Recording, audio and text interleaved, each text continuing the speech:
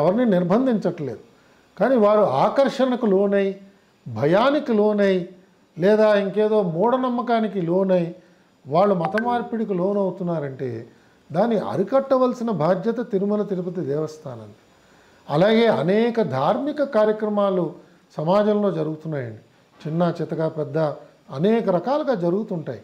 వాటిని ప్రోత్సహించడం, వారికి ఏదో ఒక రకమైన ఒక టోకెన్ సపోర్ట్ ఇవ్వడం, వాళ్ళ దగ్గరికి వెళ్ళి ఆ కార్యక్రమాలు పర్యవేక్షణ చేయటం, చూడటం, వాళ్ళకి ఉత్సాహాన్ని నింపడం, ఇది తిరుమల తిరుపతి దేవస్థానం యొక్క కర్తవ్యం అండి.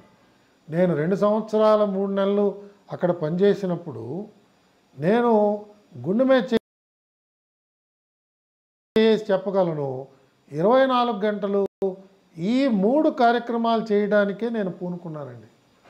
స్వామివారి దయ వల్ల అనేక మంది సిబ్బంది కూడా ఇలాంటి కార్యక్రమాల్లో వెళ్ళామండి. ఎక్కడా కూడా ఒక్క ఫిర్యాదు కూడా వచ్చేది కాదు.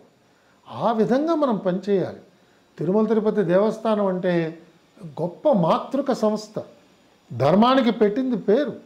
అలాంటి దేవాలయ సన్నిధి మన రాష్ట్రంలో ఉన్నదంటే ముఖ్యమంత్రికి, మంత్రులకి, అందరికీ కూడా అది పెద్ద బాధ్యత. వారెవరైనా ఆ క్షేత్రంలో ఎలాంటి లోపాలైనా దొర్లితే వాళ్ళకే అది మంచిది కాదండి. రాష్ట్ర ప్రజలకి, దేశ ప్రజలకి మంచిది కాదండి. అంత గొప్ప పవిత్రత ఉన్నదని చెప్పి మనకు అనేక మంది పెద్దలు చెప్తూ వస్తున్నారు.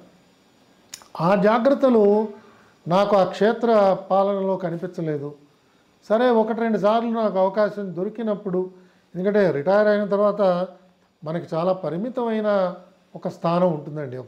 నేను ఇవాళ ఫోన్ చేసి ఎవరిని కూడా మందలించడానికి లేదు, వారికి అడ్వైజ్ ఇవ్వడానికి లేదు.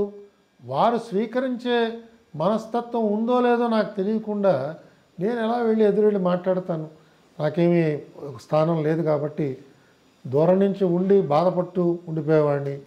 అక్కడ కొన్ని ఆగమ విరుద్ధమైన పనులు జరుగుతున్నాయని ఫిర్యాదులు వచ్చేవి.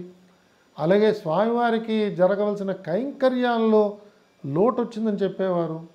అలాగే నిత్యం చేసే స్వామివారికి జరిగే కొన్ని సేవా కార్యక్రమాల్లో భంగం కలిగిందని చెప్పారు. ఇవన్నీ కూడా చాలా చాలా దురదృష్టకరమైన విషయం. ఇవన్నీ జరగడం మా అందరికీ కూడా, నాకు కూడా ఒక తీవ్రమైన దుఃఖాన్ని మా అందరికీ కలిగించింది. తప్పకుండా వేదన. ఎందుకంటే ఏమిటి ఇలా చేస్తున్నారు, ఎందుకు? ఇప్పుడు డబ్బులు మనం ఉన్నాం కాబట్టి స్వామివారి హుండీలో డబ్బులు పడుతున్నాయని నేను అలా భావించాను అనుకోండి, నా అంత దురదృష్టవంతుడు ఎవడు ఉండడు. అక్కడ పనిచేస్తున్న వాళ్ళు, ఇది స్వామివారి లీల. ఎవరు ఎందుకు వస్తున్నారో మనం ఎవరిని ఒక్కళ్ళు ఆహ్వానించట్లేదు.